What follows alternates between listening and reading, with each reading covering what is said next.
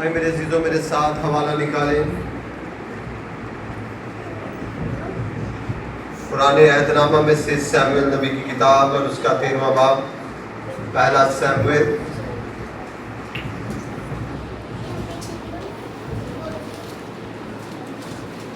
उसका 13वां बाब और उसकी 13वीं आयत से लेकर 14वीं आयत तक आज हम खुदा उनके जिंदगी बख्श कलाम में से सुनेंगे।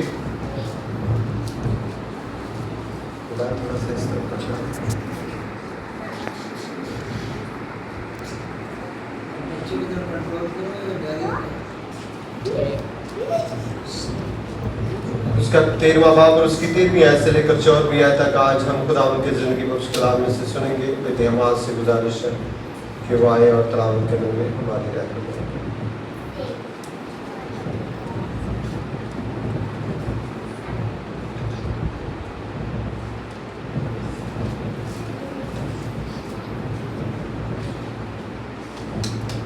मेरी तरफ से आप सबको सलाम। पहला सैमुएल 13वां बाब 13वीं और 14वीं आयत।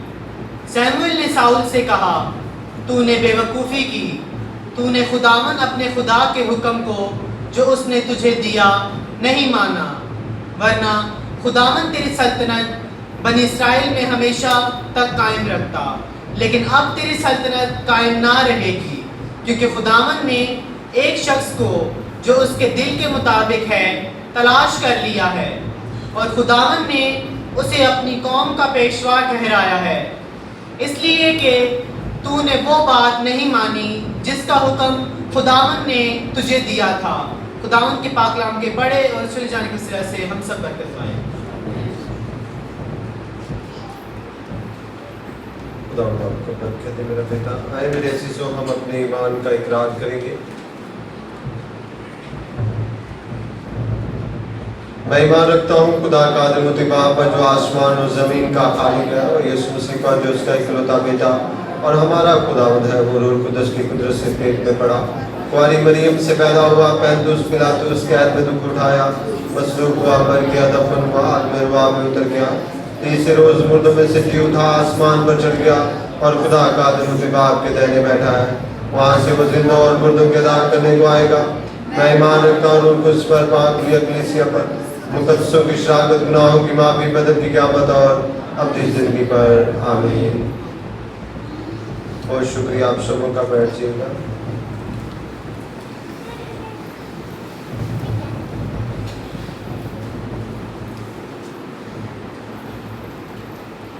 खुदा उनके जलाली और खूबसूरत नाम में आप सबों को आज की सुबह मेरी तरफ से सलाम।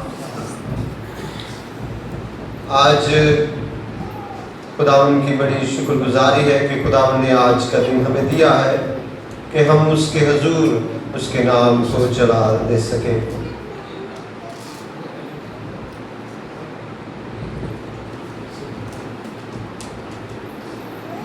आज का जो विर्द हमारे सामने पढ़ा गया है, ये पुराने अहदनामा में से सैमुएल नबी की किताब में से हमने 13वें बाब की 13वीं और 14वीं आयत को तलावत किया है। ये एक खूबसूरत वाकया है। ये पंखा बंद कर दो।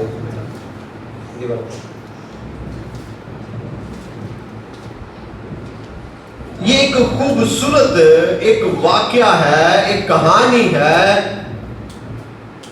जिस पर सैमुएल नबी साउल के पास आता है और उसे एक नए चुनाव के बारे में बात करता है। सैमुएल बनी इस्राएल का नबी था और साउल बनी इस्राएल का पहला बादशाह था जिसने खुदावंद के हजूर गुनाह किया, और खुदा ने सैमुएल नबी के जरिया से उसे एक पैगाम पहुंचाया। पैगाम यह था, सैमुएल ने साउल से कहा, तूने बेवकूफी की है। तूने क्या की है? बेवकूफी की है। खुदा के हुक्म को ना मानना क्या है? आप सब कहे, खुदा के के हुक्म की अदूली करना बेवकूफी है, और शमूएल ने कहा तूने बेवकूफी की है। और बेवकूफी का नतीजा यह है कि खुदा ने तेरी सल्तनत को तुझसे छीन लिया, और खुदा ने एक ऐसे बंदे के हवाले कर दिया सल्तनत जो उसके दिल के मुताबिक है, उसके दिल के मुताबिक है। आज का जो हमारा अनुमान और मजमून है वो है खुदा के दिल के मुताबिक। क्या कह रहा हूं मैं? खुदा के दिल के मुताबिक, यानी बिल्कुल ऐसा ही जिस तरह खुदा चाहता था, और उसे वैसा ही बंदा मिल गया। और वो बंदा कोई और नहीं बल्कि दाऊद बादशाह था। कौन था? दाऊद बादशाह। मेरे अजीजों, दिल के मुताबिक क्या है? दिल हमारा क्या है? एक गोश्त का लोथड़ा है, पर इसके अंदर बहुत सारी खसूसियात पाई जाती है, बहुत सारे अमल इसके साथ जुड़े हुए हैं। तो खुदा के पास दिल है? खुदा के पास दिल है? नहीं है भाई, तो सीधा दसो, खुदा के पास दिल है? है दिल उसके पास। खुदा ने अपनी तारीफ, खुदा की तारीफ यूं की, खुदा रूह है और जरूर है कि उसके परस्तार रूह और सच्चाई से उसकी परस्तिश। अब खुदा क्या है? आप बोलेंगे खुदा क्या है? रूह है। अब रूह की तारीफ क्या है? यीशु जब मुर्दों में से जिंदा हुए तो उन्होंने शागिर्दों पर हया किया और कहा, तुमने जब खुदावंद को छूना चाहा तो कहा तुम मुझे छू, क्योंकि रूह के गोश्त और हड्डी। अब रूह क्या है?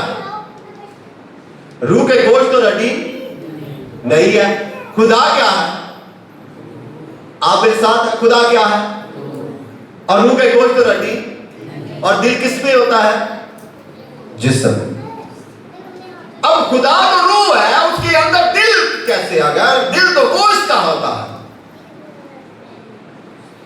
आए, खुदा के बाजू भी नहीं है, खुदा का हाथ भी नहीं है, खुदा का सर भी नहीं है, खुदा रूह है। खुदा क्या है? पर वो हमारे साथ, हमारे अज़ाओं के साथ मुंतकिब होकर बात करता है। हमारा बाजू कौन सा है? दाहिना बाजू किस बात की अलामत है? कुव्वत और ताकत की। किसकी? दाहिना बाजू दलेरी की, कुव्वत और ताकत की अलामत है। इसलिए खुदा कहता मैं तुझे दाहिने हाथ से छुड़ा लूंगा, यानी मैं अपनी कुव्वत से तुझे क्या करूंगा? अब खुदा के पास दिल है। मैं आपको बताना चाहता हूं, दिल की वो तमाम खसूसियात, वो तमाम खूबियां जो है, जो दिल के अंदर मौजूद होती है, जो दिल के अंदर पाई जाती है, वो खुदा के अंदर है। क्योंकि खुदा ने इंसान को अपनी सूरत और मेरे साथ है कि नहीं? आपको मेरी बात समझ में आ रही है कि नहीं? खुदा ने इंसान को अपनी सूरत और शबीह पर पैदा किया, और जिस तरह खुदा के अंदर तमाम खसूसियात पाई जाती हैं, इसी तरह इंसान के अंदर भी वही खसूसियात पाई जाती है। हमें जिस्म दिया गया है, पर जो हमारे अंदर रूह है वो किसकी भेजी हुई है? खुदा की रूह है। मेरे अजीजों, अब खुदा का दिल कैसा है? खुदा का दिल पाक है। खुदा का दिल कैसा है?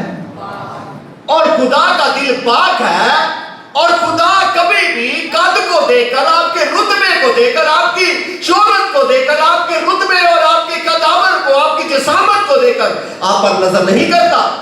ये बात खुदा ने शमूएल नबी पर अयान कर दी। जब शमूएल नबी साउल को, दाऊद को चुनने गया यसी के बेटों में से, तो जब एलीआब आया ना तो उसका कद बहुत बड़ा था, जवान था, वो एक जंगजू आदमी था। दूर से देखकर कहने लगा यकीनन ये खुदा का मंसूब है। क्योंकि इसका कद भी बड़ा है, ये जाति चूल, ये बहुत बड़ा है और इसकी बॉडी शाडी बिल्कुल फिटफाट है। यकीनन ये खुदा का मंसूख है। खुदा ने क्या कहा, मैं चाहता हूं ये हवाला मेरे लिए पढ़ लें। खुदा ने क्या कहा, मैं पढ़ता हूं आपके लिए। पहला शमूएल 16वां बाब 7वें आयत में लिखा है, पर खुदावंद ने शमूएल से कहा कि तू उसके चेहरे और उसके कद की बुलंदी को देख ना दे, इसलिए कि खुदावंद इंसान नहीं कि इंसान की मानिंद नहीं कि इंसान के ज़ाहिरी सूरत पर नजर करे, बल्कि वो किस पर नजर करता है? दिल पर। किस पर नजर करता है? दिल पर नजर करता है।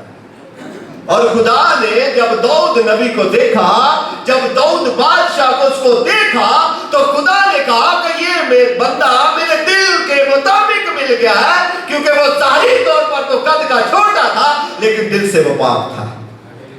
दिल से वो क्या था? दिल से वो पाक था। इसलिए खुदावंद ने कहा शमूएल नबी से कि शमूएल शाऊल को बता दे कि मुझे एक बंदा मिल गया है जो मेरे दिल के मुताबिक है। दिल के क्या है? मुताबिक है। मेरे अजीजों, और खुदा ने दाऊद बादशाह को अपने लिए चुन लिया। किसको चुन लिया? दाऊद बादशाह को अपने लिए चुन लिया।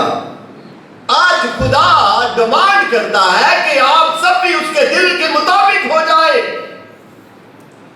खुदा ज़ाहिरी नश्मोनुमाइश को पसंद नहीं करता। आपका चेहरा बिल्कुल बिगड़ा हुआ है, आप इतने कदावर नहीं, आपकी बॉडी नहीं है, आपका कुछ भी चेहरा सूरत नहीं है, लेकिन अगर आप दिल से अच्छे हैं, खुदा आपको पसंद करता है। खुदा आपको क्या करता है? पसंद करता है, क्योंकि वो ज़ाहिरी सूरत पर नहीं बल्कि दिल पर नजर करता है। इसलिए दाऊद बादशाह को जब चुना गया तो शमूएल देखकर हैरान रह गया, कहने लगा कि खुदावंद इसको मैंने मसा करना है। उसने कहा तो इसके कद को ना देख, इसके दिल की पाकीज़गी को देख। मेरे अजीजों, शमूएल नबी ने दाऊद बादशाह को मसा कर दिया कि वो बादशाह। आज मेरे अजीजों, हम भी अपने दिलों को पाक करें। अपने दिलों को क्या करें? पाक करें, तो हम पाक हैं। क्योंकि दिल की नापाकी ही हमें नापाक बनाती है।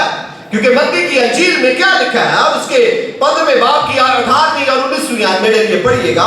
मत्ती की अंजील और उसके 15वें बाब की 18वीं और 19वीं आयत में खुदावंद यीशु मसीह ने ये बात बयान कर दी कि भाई तुम्हें नापाक करने वाली कौन सी चीज है? ये नहीं है कि आपने किसी चीज को पकड़ लिया तो आप नापाक है, आपने गंदे हाथ से रोटी खा लिया तो आप नापाक है। नहीं, खुदावंद ने कहा कि जो चीजें आपको नापाक करती हैं वो क्या है? जी पढ़िएगा, मत्ती की अंजील 15वां बाब 18वीं और 19वीं आयत। मगर जो बातें मुंह से निकलती हैं वो दिल से निकलती हैं, और वही आदमी को नापाक, वही आदमी को क्या करती हैं? जो बातें मुंह से निकलती है, आपके मुंह से जो कुछ निकल रहा है वो कहां से निकल रहा है? मेरी बात को बुलंद आवाज से बोलेंगे। जो बातें आपके मुंह से निकलेंगे वो कहां से निकलेंगे? दिल से निकलेंगे। और वही आदमी को क्या करती है? नापाक करती है। जी आगे पढ़िएगा। क्योंकि बुरे ख्याल, फुलरेजियां, ज़नाकारियां, हरामकारियां, चोरियां, झूठी गवाहियां, बदगोइयां दिल ही से निकलती हैं। ये तमाम चीजें आदमी को क्या करती हैं? नापाक कर देती हैं। मेरे अजीजों, आज हम बदन की पाकीज़गी को बिल्कुल दुरुस्त रखें, चेहरों सूरत को बिल्कुल अच्छा बनाए रखें, लेकिन हमने अपने दिल में ज़नाकारियां, हरामकारियां, नापाकियां, शहवत परस्तियां, बुत परस्तियां सब कुछ इसके अंदर डाली हुई है, और हम कहें हम पाक हैं। बिल्कुल नहीं, हम नापाक हैं। हम क्या है? नापाक है, क्योंकि यही चीजें हमें क्या करती हैं? नापाक करती हैं। मेरे अजीजों, खुदा के दिल में गैरत है। खुदा के दिल में क्या है? गैरत है। किस नाम की? अपने नाम की गैरत है। और जिसको आज के दौर में भी अपने नाम, खुदा के नाम की गैरत है, वो खुदा के दिल के मुताबिक है। मेरी बात समझ में आ रही है? खुदावंद यीशु मसीह ने जब देखा कि हैकल में क्या हो रहा था, लोग कबूतर बेच रहे थे, लोग वहां पर सब्जियां बेच रहे थे, लोग वहां पर अड्डा बनाए हुए थे, जुए का अड्डा, पूरे कामों का अड्डा, सब कुछ खुदा की हैकल में बना हुआ था। खुदावंद यीशु मसीह ने कोड़ा बनाया, सबको मारकर बाहर निकाला, क्योंकि उसके नाम की गैरत उसके दिल में थी। उसके नाम की गैरत उसके दिल में थी। और यीशु ने कहा, लिखा है कि मेरा घर इबादत का घर होगा, पर तुमने इसे डाकुओं की खो बना दी। ये है उसके नाम की गैरत। ये उसके नाम की क्या है? गैरत है मेरे भाई। दाऊद बादशाह जब छोटा था तो उसे उसके बाप यसी ने कहा कि जा, तेरे भाई बहुत दिनों से जंग पर गए हुए हैं और वो अभी तक वापस नहीं लौटे, जा उनका पता करके और रोटी भी साथ ले जा। दाऊद बादशाह ने रोटी को बांधा और अपने भाइयों के पास पहुंच गया। जब वहां पर पहुंचा तो देखा कि सारी फौज एक तरफ खड़ी है और सब लोग घबरा रहे हैं, पर एक बहुत ही कदावर आदमी खड़ा हुआ और उसने आकर बनी इस्राएल कौम की और खुदा की फजीहत। फजीहत का मतलब जो है वो है जलील करना, किसी को जलील करना। और दाऊद बादशाह ने दूर से खड़े होकर कहा, ये कौन है जो खुदा के नाम की फजीहत करता है और उसकी फौज की फजीहत करता है? उसने कहा, भाई पीछे हो जा, ए लड़ना को मामूली गल है, इतना कदावर आदमी और इतना बड़ा आदमी, हम तो कभी भी इसके साथ नहीं लड़ सकते। दाऊद के दिल में खुदा के नाम की गैरत थी। किसके नाम की गैरत थी? वो ये नहीं,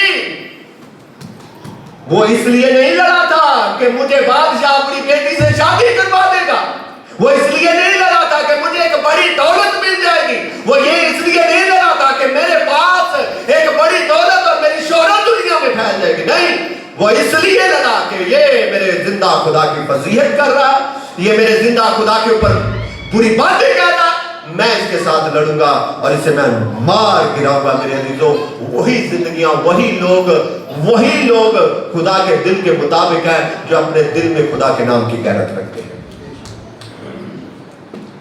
कोई और नहीं। हमारे सामने लोग यीशु को बुरा कहते हैं और हम अपनी नौकरियां बचाकर कहते हैं चलिए कुछ नहीं। मैं एक बंदे का नाम नहीं लेता, लेकिन मैं स्टोरी मुकम्मल सुनाऊंगा। पिछले दिनों मुझे एक भाई से एक बात हुई, तो उसने कहा, भाई साहब, मैंने एक बंदा मुझे कहने लगा कि आप यीशु को क्यों मानते हैं, यीशु कौन है, यीशु को खुदा का बेटा क्यों कहते हैं? तो उसने मुझे पूरी स्टोरी सुनाई, तो मैंने उससे बड़े अदब में और अच्छे अल्फाजों में उससे जवाब दिया और वो मुतमिन भी हुआ और भी मुझसे बहस करना चाहता था। वो किसी अफीसर का बेटा था। मेरा दिल खुश हुआ कि हम यीशु के नाम पर जो भी कोई आंच देता है हम उसका मुकाबला करते हैं और अच्छे अल्फाजों में। ये नहीं है कि वहां से भाग जाते हैं, ये नहीं है कि हमें कुछ हो जाएगा। खुदा आपके लिए सेफ्टी बना देता है। खुदा आपके लिए क्या करता है? सेफ्टी बना देता है। जब हम डरते रहते हैं, खुदा के नाम की हमारे सामने कोई फजीहत करता है और हम छुप जाते हैं। हम क्या करते हैं? आप अच्छे अल्फाजों में अच्छे तरीके से किसी को जवाब दे सकते हैं। किसी का जवाब ना देना ये मतलब है कि हम डर गए हैं। हम क्या है? डर गए हैं। हम अच्छे अल्फाजों में अच्छे तरीका से किसी को डील कर सकते हैं। मेरे अजीजों, मेरे भाइयों, मेरी बहनों, हम यीशु के नाम के अपने अंदर गैरत रखें। हम यीशु नाम के अपने अंदर क्या रखें? गैरत रखें। मेरे अजीजों, मेरे भाइयों, मेरी बहनों, आज भी एक जाति जूनियत हर रोज सुबह उठकर यीशु के नाम की फजीलत करता है हमारी जिंदगी में। हेलो, इसको मेरे पास बात पकड़ के लाओ।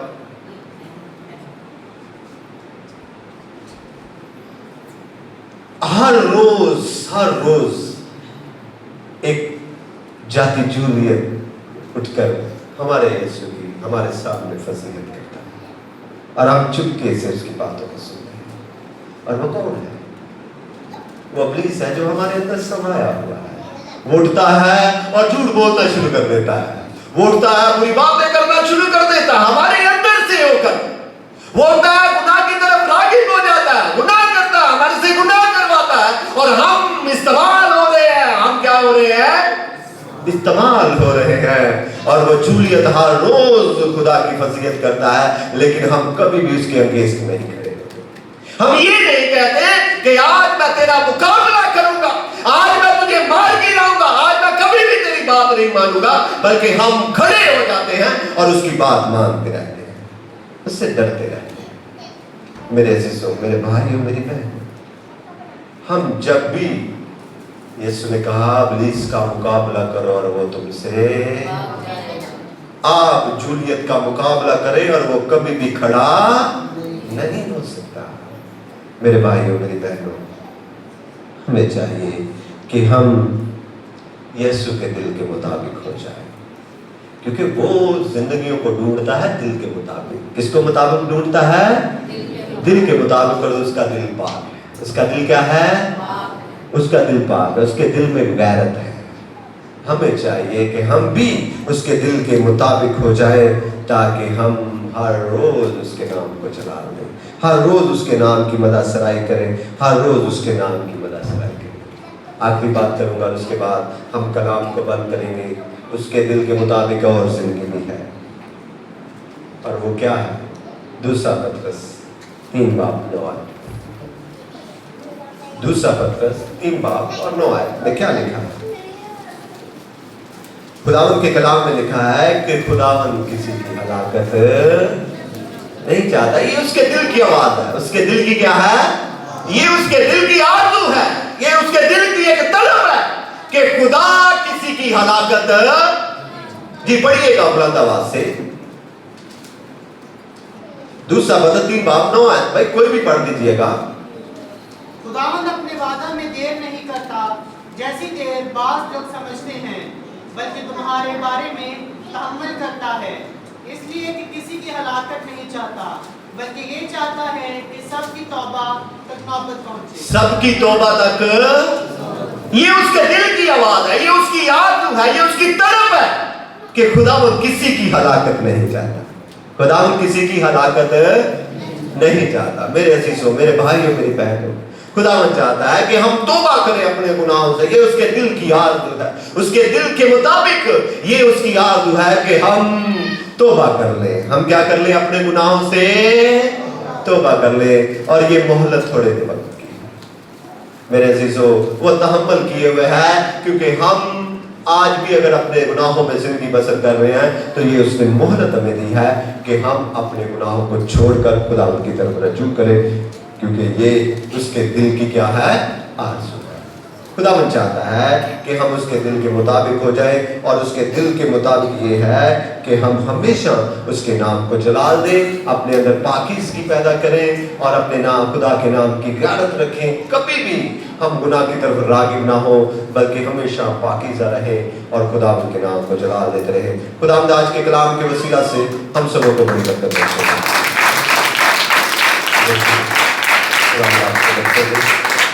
आए मेरे अजीजों, हम अपने सर को झुकाएंगे और दुआ करेंगे आज के कलाम के लिए। सब सर खुदावंद के जो झुक जाए, और आज के कलाम के लिए हम दुआ करेंगे। मेरी गुजारिश है आज के कलाम